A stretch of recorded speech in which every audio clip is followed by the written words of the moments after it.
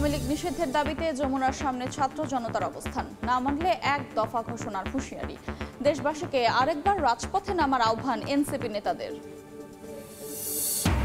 জুলাই হত্যা মামলায় নারায়ণগঞ্জের সাবেক মেয়র আইভীকে কারাগারে পাঠালেন আদালত। গ্রেফতার করে বাসা থেকে নিয়ে যাওয়ার সময় পুলিশের গাড়ি বহরে হামলার অভিযোগ।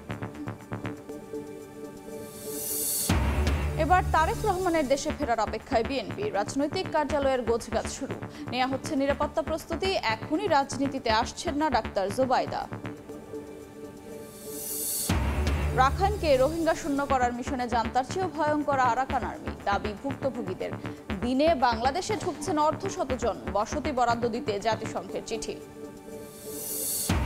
এবং ভারতের সামরিক স্থাপনায় হামলার অভিযোগ অস্বীকার পাকিস্তানের। নয়াদিল্লিকে সিনেমার জগৎ থেকে বাস্তবে ফেরার আহ্বান। অভ্যন্তরীণ ইস্যুতে নাক গলাবে না যুক্তরাষ্ট্র।